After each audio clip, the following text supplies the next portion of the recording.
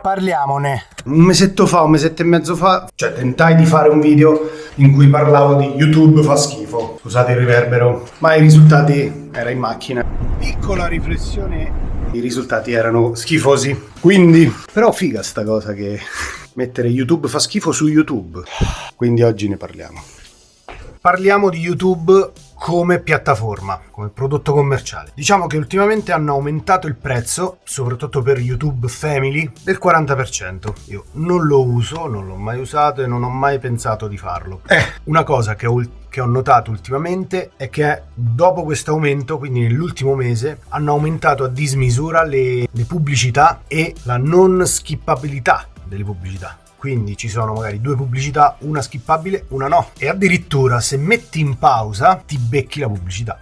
È chiaro che fanno così, che YouTube fa così. Questa è una politica che possono fare sia perché so loro, sia perché hanno il monopolio. Non esiste un'altra piattaforma come YouTube per condividere video e fare video. Perché comunque YouTube ti dà una visibilità incredibile, una capacità di mettere gigabyte di materiale che nessun altro dà. Nessuno. C'è Twitch, ma è per lo streaming, non hai cose di 4 anni fa su Twitch. C'è Rumble, ma mi sembra abbastanza un sito da scammoni, cioè tutti video, bitcoin, cose così, vabbè, cagate. C'è Odyssey, però sembra un pochino un sito da controinformazione, quindi per carità potrebbe andare, però non c'è una vera alternativa a YouTube. Però, a fronte di questo aumento, parliamo del servizio che offre YouTube. Per sbaglio vedi un video di un indiano che costruisce o che ripara una batteria o che fa un piatto di ferro, di coccio, porca puttana, si riempie il feed o l'home page di indiani che fanno cose. L'algoritmo è qualcosa di allucinante e noioso. Magari io cerco una cosa per farla vedere a un collega, a un amico, alla moglie. Cerchi quella cosa, ti si riempie il feed poi ci riprova nel corso del tempo, comunque te le ripropone dopo 2 settimane, ti ripropone ancora una cosa del genere. Quindi questa è la prima cosa. Seconda cosa che ho notato nel corso degli anni è che, non so se vi è capitato mai di addormentarvi davanti alla TV con YouTube acceso. Bene, quello continua a camminare e alla fine l'algoritmo, dopo 4 ore ti svegli. Mi ritrovavo sempre, bene o male, con indiani che costruiscono le case e piscine in mezzo alla foresta. Perché? Quindi dico, ma che Adesso ultimamente mi sta capitando sempre più spesso, se mai mi addormento davanti alla TV con YouTube acceso, di vedere Tintoria.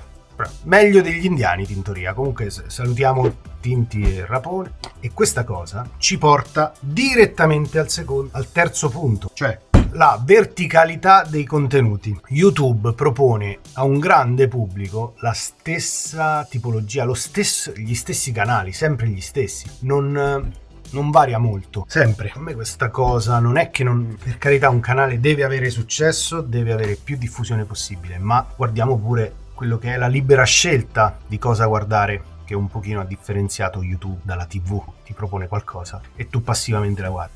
Dopo ci torniamo su questo. C'è da dire pure questo, però, che se una cosa piace comunque va. Quindi la terza cosa che ho notato è che da mobile, non so se l'avete notato, guardate, adesso ve lo faccio vedere in diretta. Chiedo nuovo iscritto 10 minuti fa. Guardate Alessandro, un saluto. Vado sulla mia home, no? E una volta qui sotto, qui sotto io c'avevo il tastino guarda più tardi. Ora no. Quindi diciamo che sparita quella cosa del guarda più tardi, perché io spesso una cosa la vedevo scrollando o vedevo che era uscito un video di un creator che mi piaceva, la mettevo nei guarda più tardi, poi magari quando ero in bagno, quando ero al treno, aspettare qualcosa, me lo guardo. Ora questa cosa non c'è più, cioè non è comoda, non ce l'hai sulla home, ma devi andare nel tuo profilo, le playlist, guarda più tardi. Perché questa cosa? Ti rendono difficile scegliere cosa vedere, vogliono che scrolli e perdi ore e ore del tuo tempo a guardare quello che loro ti propongono, che pensano possa piacerti, ma spesso l'algoritmo tocca. Io spesso cerco e vedo solo cose a cui sono iscritto, o comunque cerco cose in particolare. Il discorso è quello: vogliono che mangiamo tutti la stessa merda, ma io voglio un altro tipo di merda, ok? E non parlo di creator, cioè che vanno bene su YouTube, non sto parlando di quello, sto parlando proprio del fatto di sempre le stesse cose, va proprio in conflitto con quello che YouTube è sempre stata. Cioè, YouTube perché è esploso? A parte il Covid, YouTube è esploso proprio perché potevi scegliere cosa guardare, sceglievi cosa vedevi. YouTube è un motore di ricerca, cercavi qualcosa da vedere, era libero, magari aveva meno audience e quindi era più libero, più cose politicamente scorrette, potevi parlare di quello che volevi, ed era questa la principale cosa che a me attirava, cioè il fatto che era uno spazio libero dove pure io avrei potuto caricare contenuti. Poi non l'ho mai fatto, sta proprio lì la differenza con la TV. E se tu mi fai diventare YouTube solo scrollare e mangiare quello che tu vuoi che io mangi, diventa una TV 2.0? Il mio telefono o il mio computer è una TV 2.0. Secondo me, a meno che non esplodono i cervelli di tutti e diventiamo tutti dei coglioni, è una cosa che andrà a morire. Non è che non è sostenibile, proprio dopo un po' la gente credo che si svegli. Sto scrollando da 2 ore, ieri ho scrollato 4 ore, cazzo basta, cioè la vita è un'altra cosa. Comunque è noiosissimo scrollare poi, cioè sì, ok, spegni il cervello, ma spegni proprio il cervello. Quindi io credo che sia una cosa poco sostenibile, perché comunque siamo esseri umani. Dopo un po' di anni, non lo so, non lo so, potrebbe friggerci il cervello questa cosa di stare appesi a sti cosi. Magari vinceranno loro, non lo so. Anche perché fino adesso abbiamo parlato della parte utente, fruitore di YouTube. Adesso vi parlo dalla parte del creator, perché io è poco che faccio YouTube, ma quel poco lo analizzo molto molto bene. Diciamo, diventa noiosissimo fare video su YouTube, perché? Perché tutti quanti spingono sul fatto di verticalizzare i contenuti per avere successo, verticalizzare, quindi io fai da te, ma faccio del fai da te in camper e comunque col camper ci viaggio. Quindi non è che è la mia vita quella che porto sul canale, no? E verticalizzare vorrebbe dire fai da te, fai solo cose di fai da te, ma solo cose di fai da te, a parte che è stato fatto tutto ormai. Quindi vedo anche creator grandi che non sanno più dove sbattere la testa o comunque rifanno fai da te come sul camper, sempre gli stessi argomenti, sempre gli stessi video riannacquati e riadattati al 3 anni dopo, 10 anni dopo, 5 anni dopo, che ci sta, perché se hai 300.000 iscritti è normale. Però questa cosa del dover verticalizzare i contenuti da creare, a mio avviso, è molto noiosa e favorisce quella cosa là, cioè l'uniformità dei contenuti che hai all'interno del tuo sito, della tua piattaforma.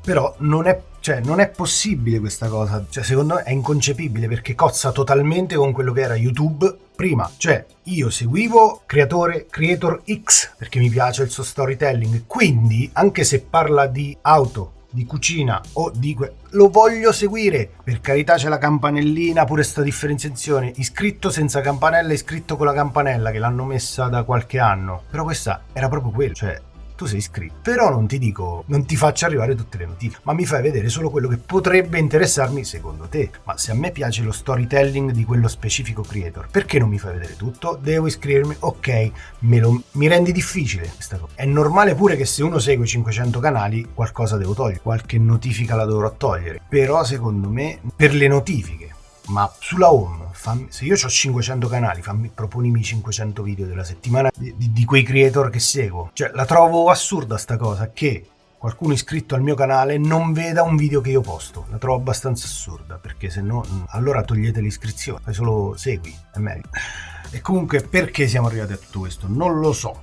Però forse dall'Apocalypse. Però la conclusione della storia qual è? Che YouTube sta diventando sempre più noioso, e anche da fruitore, da utente è sempre più noioso scrollare. Prima era molto differente tra Instagram, Facebook, scrollare era molto differente, molto più piacevole. Ultimamente sta diventando noiosissimo. Per me qualche soluzione potrebbero trovarla, del tipo fate decidere al creator, o cercare al creator cioè con qualche sistema, Google potrebbe pensarlo, un sistema per far decidere al creator la pubblicità che c'è, oppure chi mette la pubblicità sa da chi deve andare, cioè fate meno da tramite voi e fate fare più alle persone, perché la persona più politicamente scorretta che conosco è Giorgio Montanini. ok? Credo che sono poche le aziende che direbbero no, canale YouTube di Montanini, non voglio essere non voglio le mie pubblicità sul canale di Montanini. Sicuramente ci saranno, però sai, quindi fallo decidere al creator e all'inserzionista, metti in contatto direttamente, non lo so, in qualche modo. Oppure un'altra soluzione potrebbe essere tranquillamente quella di creare il lato oscuro di YouTube. Fai uno YouTube con logo nero, che ne so, quando switchi al lato oscuro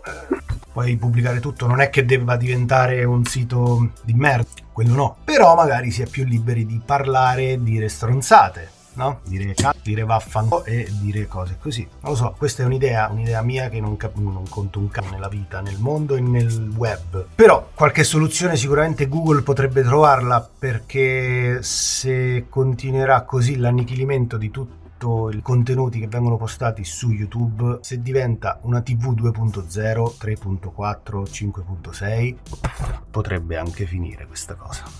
Quindi fatemi sapere la vostra qui sotto nei commenti, naturalmente, se a voi capita la stessa cosa, se è solo una mia impressione. Non vi dico di mettere like, non vi dico di iscrivervi al canale, ma vi dico rimanete sani, cioè cercate di usare YouTube per quello che era nato, un motore di ricerca. Ricercate quello che vi dovete guardare. E noi ci vediamo al prossimo video, se non spacco la GoPro.